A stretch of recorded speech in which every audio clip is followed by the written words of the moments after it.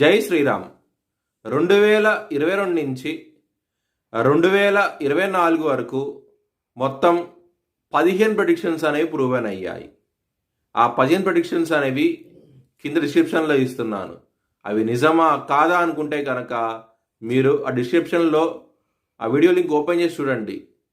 For example 2024లో Maharashtra ఎలక్షన్స్లో BJP alliance వస్తుందని చెప్పడం జరిగింది.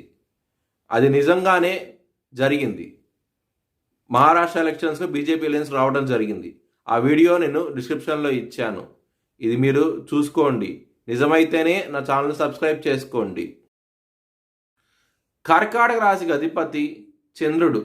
కర్కాటక రాశిలో పునర్వసు 4వ పాదం, ఆశ్లేష 4 పాదాలు, పుష్యమి 4 పాదాలు ఉంటాయి. ఈ నక్షత్రం వాళ్ళందరికీను నేను చెప్పే సంవత్సర ఫలితాలు వర్తిస్తాయి. ఈ సంవత్సరంలో కర్కాటక రాశి వారికి ఆదాయం అనేది 8గా ఉన్నది, వ్యయం అనేది 2గా ఉన్నది, రాజ్య పూజ్యం అనేది 7గా ఉన్నది, అవమానం అనేది 3గా ఉన్నది. కర్కాటక రాశి వారికి చాలా ఎక్సలెంట్గా ఉండబోతోంది. ఈ సంవత్సరం అనేది మీరు అనుకున్న గోల్స్ని, మీరు అనుకున్న కంపెనీలో జాబ్ రావడం కూడా జరుగుతుంది. కెరియర్ పరంగా చాలా ఆనందంగా ఉంటారు. విదేశాలు వెళ్ళాలనుకున్న వారికి చాలా అనుకూలంగా ఉండబోతోంది.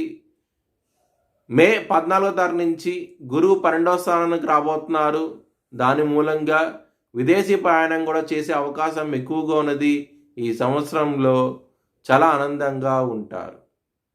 కెరియర్ పరంగా, మ్యారేజ్ పరంగా ఎక్సలెంట్ డెవలప్మెంట్స్ అంటూ ఉంటాయి. ఈ సంవత్సరంలో శని 8వ స్థానం నుంచి 9వ స్థానంలోకి వెళ్ళబోతున్నారు. దాని మూలంగా కుటుంబ పరంగా ఇంప్రూవ్మెంట్స్ కనబడతాయి. మార్చ్ 29వ తారీఖు నుంచి దాని మూలంగా మీరు మానసిక ఆనందాన్ని పొందబోతున్నారు. ఈ సంవత్సరంలో 0 నుంచి హీరోగా అయ్యే అవకాశాలు ఎక్కువగా ఉన్నాయి. ఈ సంవత్సరంలో మీరు అనుకున్న బిజినెస్లో కూడా మీరు రాణిస్తారు. బిజినెస్లో పెట్టుబడి అనేది ఎక్కువ పెట్టండి. చాలా చాలా మంచి ఫలితాలంటూ ఉంటాయి.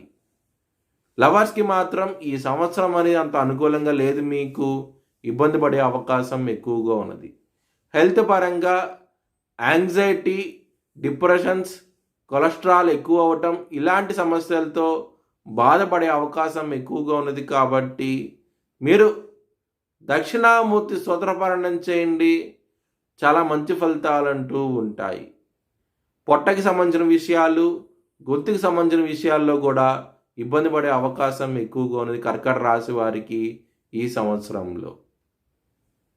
మ్యారేజ్ పరంగా ఎక్సలెంట్గా ఉండబోతోంది.